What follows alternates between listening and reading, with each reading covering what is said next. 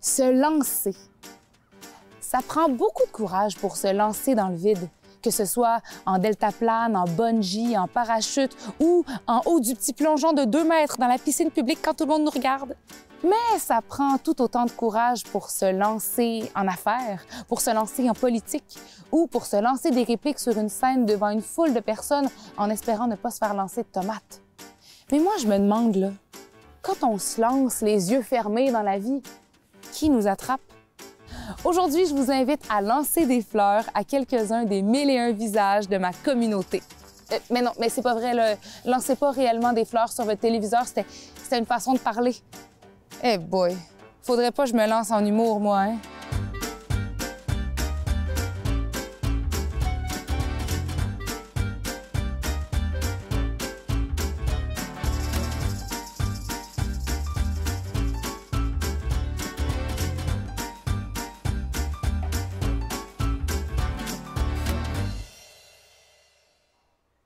C'est un resto en Colombie, en Cartagena, qui s'appelle La Maria. C'est un resto très traditionnel. Et nous sommes rendus là 8 jours avant de partir au Canada. Nous avons profité pour dire santé avec un bon verre de vin et pour dire à notre pays, notamment, vous êtes important pour nous, mais il faut partir, il faut chercher une nouvelle vie. Je pense que c'est notre meilleur souvenir avant de partir de Colombie.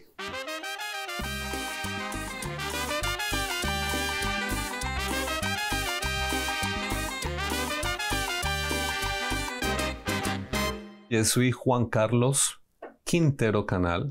J'habite à Saint-Georges-de-Beauce depuis 3 ans. Je suis arrivé le 24 juin, Saint-Jean. Et je suis très content d'être ici. On a beaucoup d'expectatives avant de partir de notre pays. Et en arrivant ici, il y a aussi beaucoup d'expectatives. Et quand on commence à connaître que la nourriture a changé, quand on commence à avoir de conscience qu'on ne peut pas se communiquer de la même façon, et quand on peut commencer à sentir que sa famille a resté loin de nous, je pense que c'est le plus difficile. Par contre, il y a beaucoup de choses qui nous aident beaucoup pour pouvoir remonter ça, surmonter ça.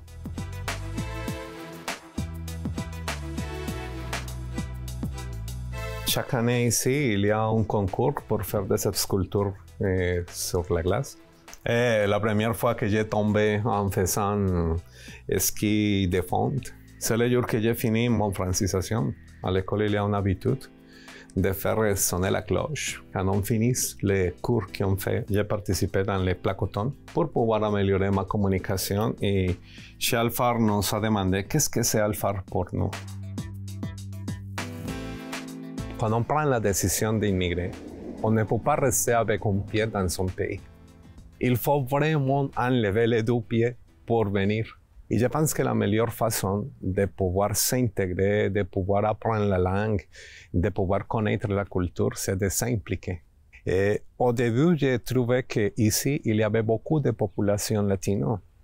Il n'y avait pas un moyen d'information, un moyen de communication. Mais j'ai trouvé que très proche de chez moi, il y avait une station de radio. Alors, je suis allé. J'ai demandé, je ne sais pas de quelle façon, mais j'ai demandé savoir s'il y avait la possibilité d'avoir une émission en espagnol pour pouvoir commencer à m'impliquer. La réponse fue positive y nous avons commencé a faire la fiesta mix. A full música en el estudio de 99.7 y Regar, miren, miren, miren, miren, miren. ¡Hola! Ahí es. Si no me contestas, tomo un avión y me voy para allá a ver cómo estás. Si no me contestas, yo.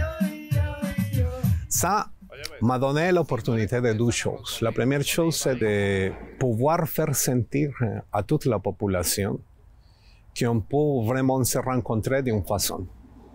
Et la deuxième chose que m'a donné, c'est l'opportunité de commencer à partager avec les personnes qui habitent ici.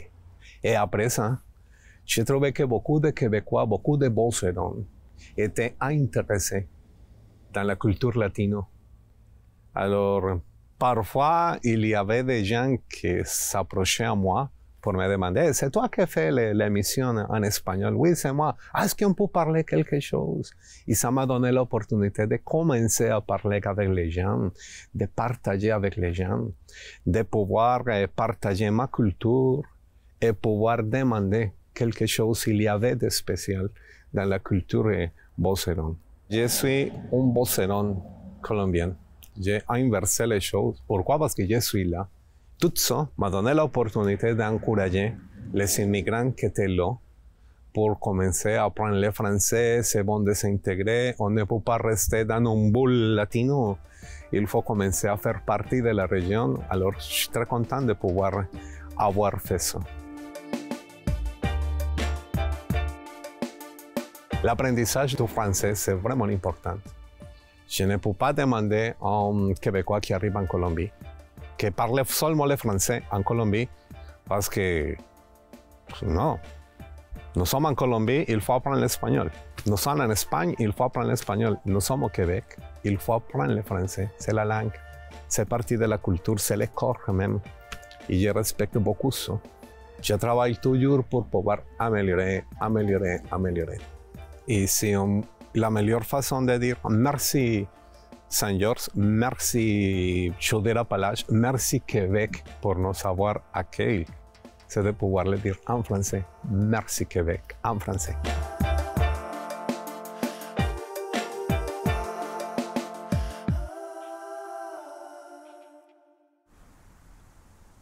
Moi, qui ai toujours été un grand sportif, j'ai fait de la boxe dans le passé, j'ai fait des arts martiaux, j'ai fait 12 ans d'arts martiaux, j'ai joué au hockey. Name les sports, je les ai quasiment toutes faites, là. De m'avoir laissé aller comme ça dans les dernières années, je me suis dit, ça n'a pas de sens, je peux pas vivre de même, ça n'a pas de maudit bon sens, il faut que je me reprenne en main. Je me suis lancé dans l'aventure de faut perdre du poids. Je suis content, ça fait 7 mois aujourd'hui que c'est commencé.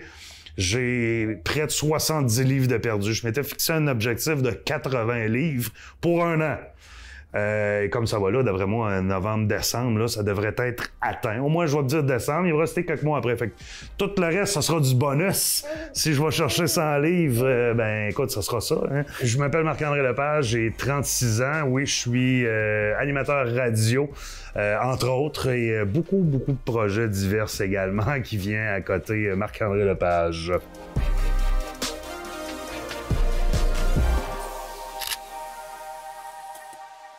Du moment qu'on a appris que ma blonde est enceinte, j'ai commencé à me mettre dans la tête, faut vraiment le faire.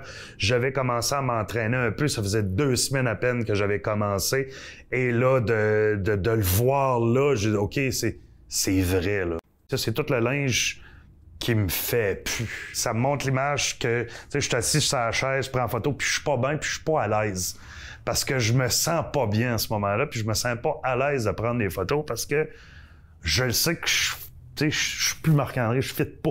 C'est un shooting photo qu'on avait fait avec ma conjointe. À ce moment-là, je commençais mon entraînement. J'ai dit, on va en profiter, m'en prendre une photo de bedaine, moi aussi. Je me suis dit, c'est pas grave, tu vas voir la bedaine, elle va disparaître. Et de cette photo-là à ce que vous voyez actuellement devant l'écran, il y a 60 livres de différence au moins, là. Donc, c'est ça. Ce gilet-là, d'ailleurs, il me fait plus.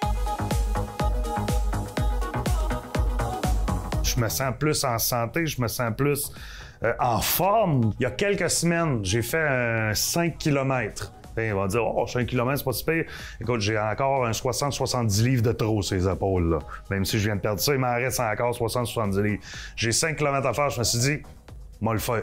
En 41 minutes, j'ai réussi à faire mon 5 km sans même marcher, sans même prendre de break.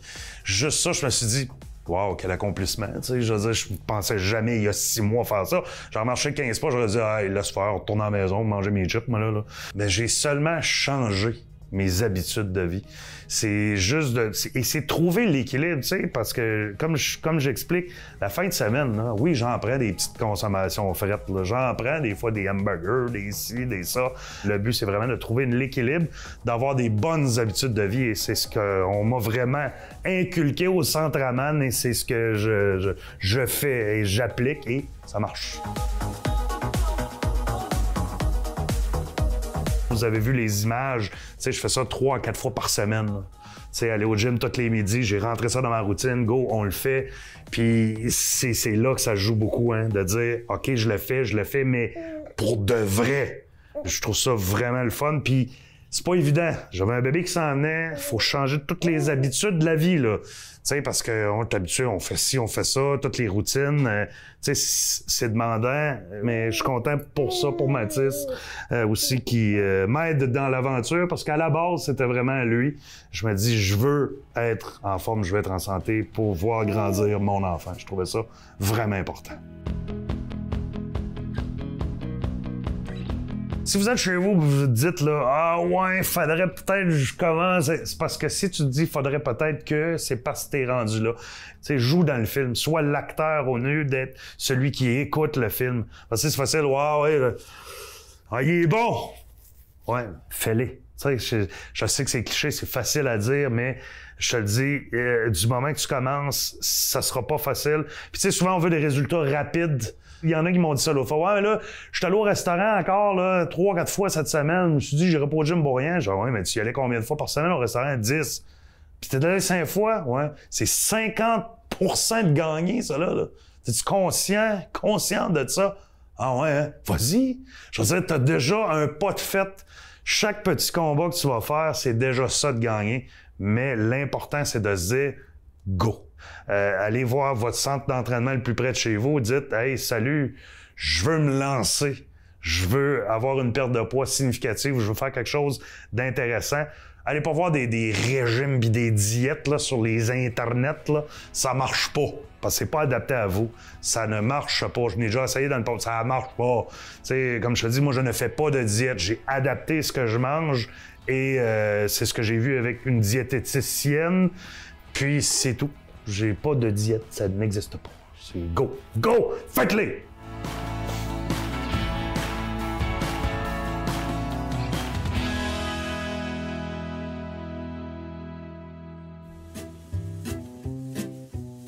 Si je vous dis se lancer, qu'est-ce que ça vous évoque? À quoi ça vous fait penser? Se lancer, ça peut se lancer en affaires, se lancer à faire des projets qu'on veut faire depuis longtemps. Si je vous dis se lancer, Oui. qu'est-ce que ça vous évoque? À quoi ça vous fait penser?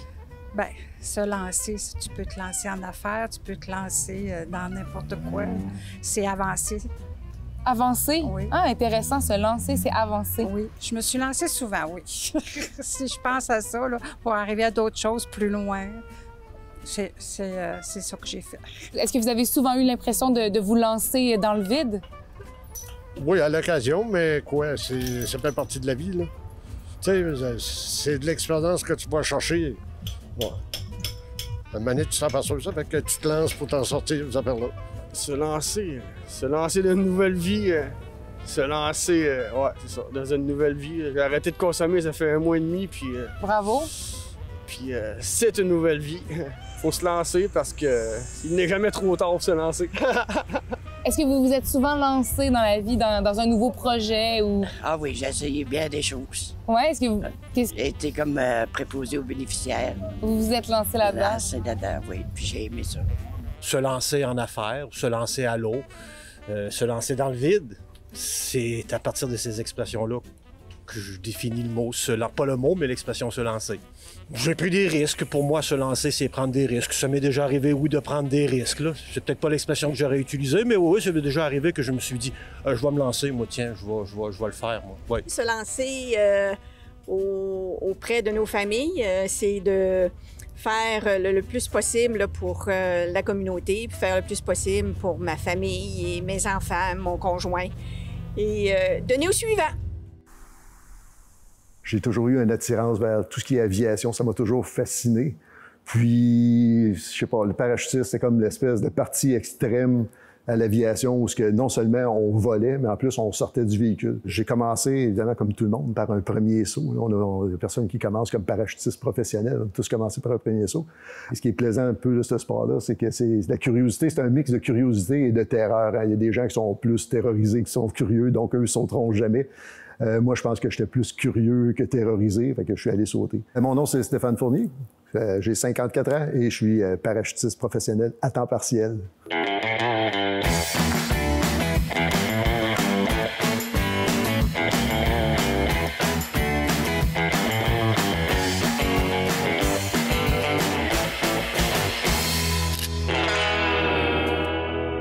quand j'ai eu l'idée d'aller sauter en parachute, évidemment, j'en avais pas tout à fait parlé à ma blonde avant. J'ai annoncé après m'être inscrit. C'est sûr qu'à l'époque, elle trouvait que c'était énormément d'argent.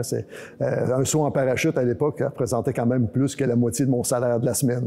Donc, avec 2 jeunes enfants à la maison, décider de faire un saut en parachute, ça n'a pas fait l'unanimité dans la famille. Par contre, elle est venue me voir sauter. Puis, elle m'a avoué après, elle est venue me voir sauter, elle a eu la chance de jaser avec des parachutistes. Il y a des gens là-dedans qui ont vraiment une tête sur les épaules, qui savent qu'est-ce qu'ils font, qui sont capables de s'amuser, mais qui sont capables de s'arrêter de s'amuser pour mettre l'emphase sur la sécurité. Elle s'est aperçue que finalement, c'était pas un environnement si périlleux que ça. Oui, il y a un risque, mais un risque calculé. Elle a accepté. Elle a accepté. Ça a pris du temps, ça a pris plusieurs années, mais j'ai même réussi à la faire sauter. Là. Pour ses 30 ans, elle s'est offert un premier saut en parachute. Puis elle a même récidivé pour ses 45 ans. Là. On commence à sauter en parachute. On est un peu comme quelqu'un qui vient de découvrir le gâteau, puis on veut faire goûter le gâteau à tout le monde. On essaie d'amener les gens, puis c'est un peu pour ça qu'on devient instructeur, je crois, d'une certaine façon. On veut amener les gens de notre famille à venir sauter, nos amis à venir essayer ça, puis il n'y a pas plus belle façon que de dire « Hey, non seulement tu vas venir sauter en parachute, mais je vais t'amener sauter en parachute. » Au fil des années, mais c'est sûr que j'ai fait un paquet de sauts avec des gens particuliers. J'ai eu la chance de sauter, j'ai probablement sauté avec la personne la plus jeune au Québec. Une petite bonne femme qui s'appelait Juliane, qui a fait son premier saut à l'âge de 4 ans et demi. J'ai eu la chance aussi de sauter avec des personnes âgées. J'ai une dame, Georgiana, qui est venue sauter pour ses 89 ans. En fait, 89 ans et 3 quarts, qu'elle m'avait dit. À cet âge-là, c'est important. C'est un peu comme les enfants. À 4 ans, 4 ans et demi, c'est important. À un moment donné, la demi, le 3 quarts deviennent importants. Bien, Georgiana était venue sauter pour ses 89 ans. Puis, elle a tellement aimé ça qu'elle est venue sauter pour ses 90, 91, 92, 93, 94. Le parachutisme, c'est pas juste le saut. Ça commence au sol. On développe une camaraderie au sol. Ensuite, bien, quand on fait l'activité du parachute lui-même, on a la chance de voler en avion. Nous, ici, on est chanceux. L'atmosphère, on est à côté de Québec. Donc, on a la vue sur le fleuve, la ville de Québec, qui est une vue magnifique. Il y a des gens qui payent presque plus cher qu'un saut en parachute juste pour avoir la chance de voir cette vue-là. Ensuite, bien, il y a toute l'aventure elle-même. Là. On ouvre la porte d'un avion. On est à 13 500 pieds. On ouvre la porte d'un avion. La plupart des gens sont terrorisés juste à être assis dans un avion. Là, on ouvre la porte, on s'avance, puis on se lance en bas. Une fois qu'on est parti, je peux pas dire « Ah, j'en reviens de bord, là. Je change d'idée, débarquez-moi. » On oublie ça, là. On est parti. On est obligé de s'abandonner. Fait que les gens, on n'a pas le choix de s'abandonner puis d'en profiter d'une certaine façon. Parce que rendu là, on peut pas virer de bord. Donc, si on peut pas virer de bord, on reste dans l'aventure, on s'implique dans l'aventure, puis on le vit à fond. C'est ce qui est fascinant du parachute. J'ai toujours dit, c'est une belle façon de décrocher, parce que tu peux pas penser à tes problèmes de la job que tu as eu le vendredi en finissant, dire « je m'en vais au centre de parachute », puis être dans l'avion, dire « ah, ça allait pas bien ». Donc, quand la porte de l'avion rouvre, là, on focus, on est sur le parachute, puis on vole.